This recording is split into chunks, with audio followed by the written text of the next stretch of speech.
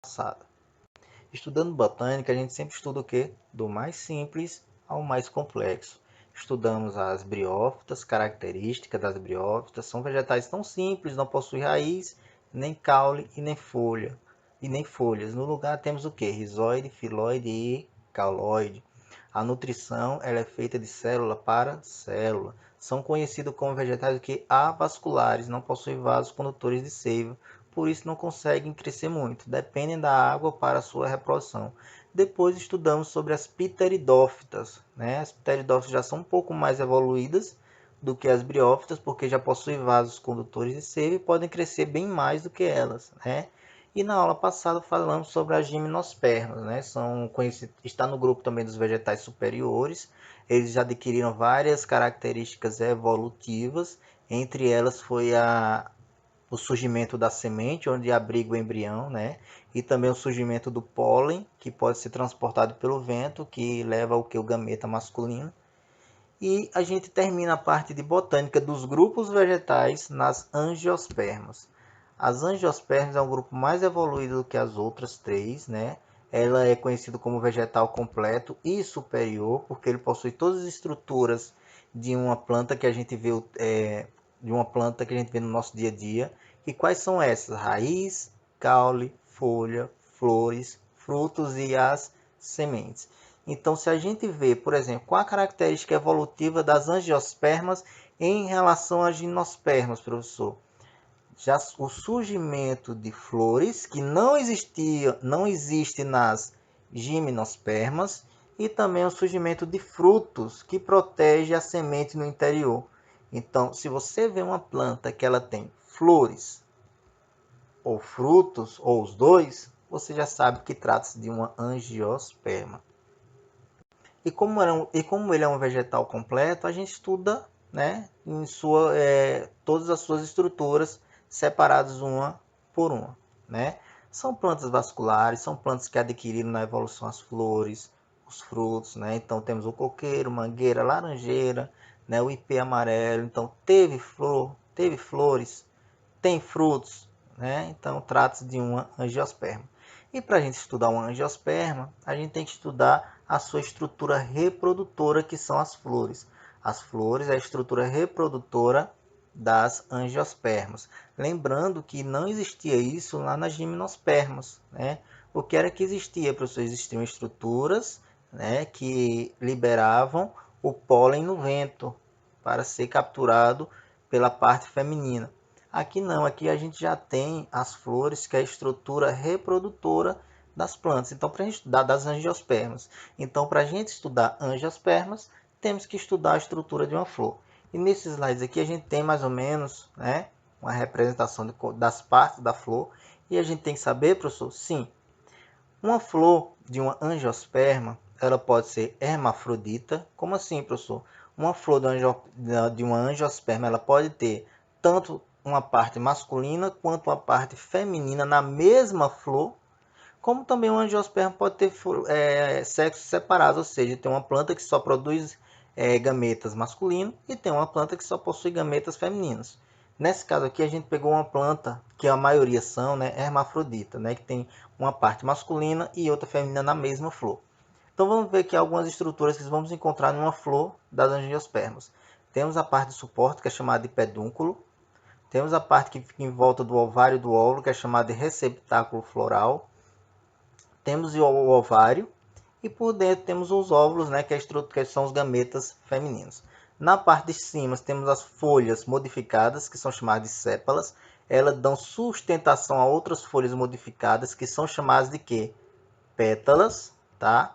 Nas flores também vamos encontrar estruturas, com certeza você já viram nas outras flores, né? Que são chamadas de pistilo ou gineceu, ou ainda, né, também tem outras que é chamada de estame. Vamos falar um pouquinho aqui. Essa parte um pouco maior, ele é chamado de pistilo ou gineceu, desculpa. Ela é a parte feminina da flor, tá?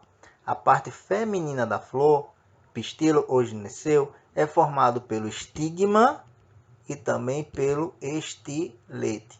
Olha, ela vai de encontro, ó, esse talinho até o ovário. A parte masculina da flor, que contém o pólen, que é chamado de estame, ele é formado pelo antera, olha o nome, viu? Que é essa parte aqui de cima, onde contém o pólen, e a base de sustentação chamada de filete. O conjunto dessas duas estruturas é chamado de estame. O conjunto da estigma e estilete é chamado de epistilo ou gineceu, que é a parte feminina.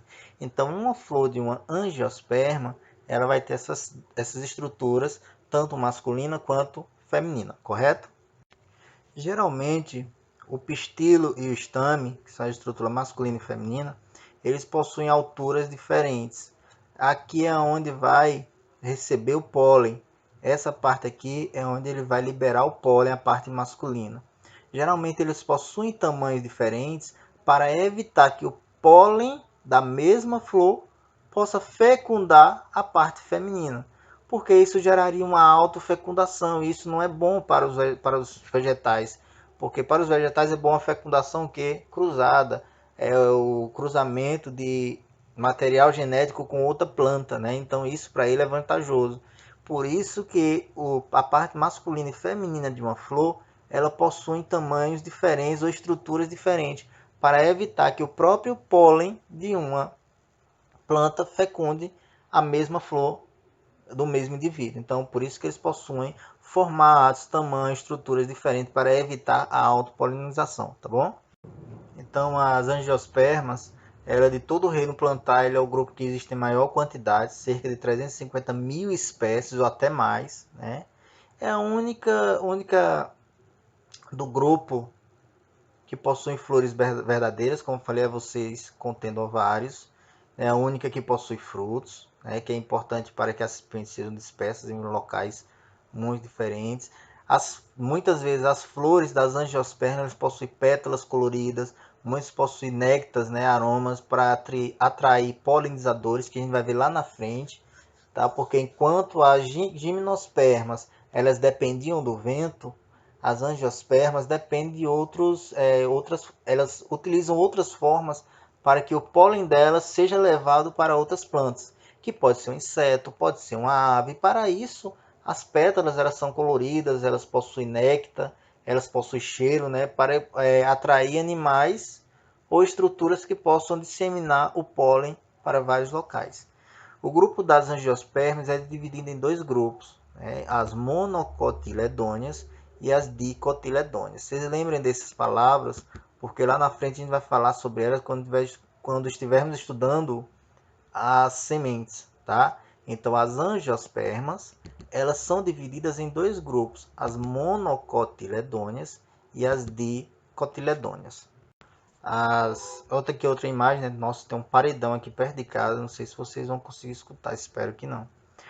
A estrutura, como eu falei para vocês, outra imagem aqui da flor, a parte, né, masculina e a feminina, mostrando aqui as estruturas que vamos encontrar, receptáculo, o óvulo, os ovários, então tudo isso aqui são estruturas das flores que eu já expliquei no outro slide. Como eu falei para vocês, né, as angiospermas, elas utilizaram a evolução a favor dela. Como, professor? Por exemplo, qual o órgão reprodutivo das angiospermas? As flores.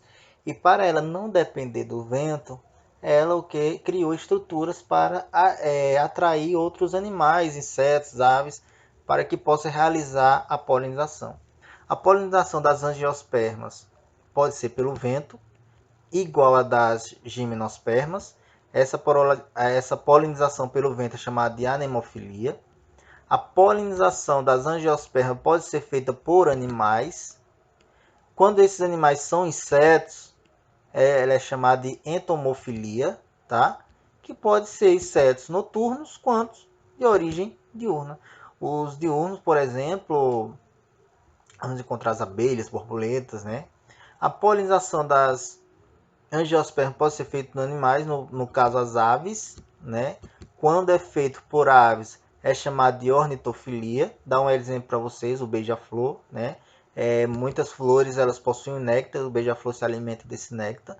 E a polinização pode ser feita por mamíferos, no caso morcegos, que é a quiropterofilia, né?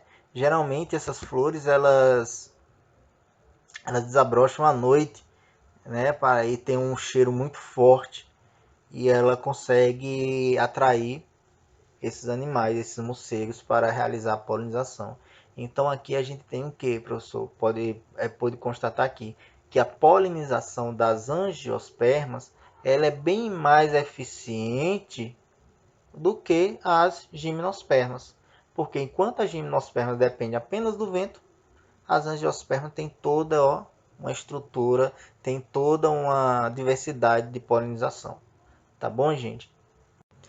Na próxima aula a gente vai falar um pouquinho sobre histologia vegetal. Professor, o que é isso? É quando a gente estuda os tecidos dos vegetais, tá? Assim como tem histologia animal, por exemplo, dos seres humanos, tecido sanguíneo, tecido ósseo, nervoso muscular, conjuntivo epitelial, as plantas possuem também o tecido, né, chamado histologia vegetal. A gente vai estudar um pouco sobre ela, tá? Lembrando, prestem bastante atenção nos assuntos, um assunto sempre vai estar levando ao outro. E até a próxima aula com histologia vegetal, tá bom, gente? Espero que vocês tenham gostado e até a próxima aula.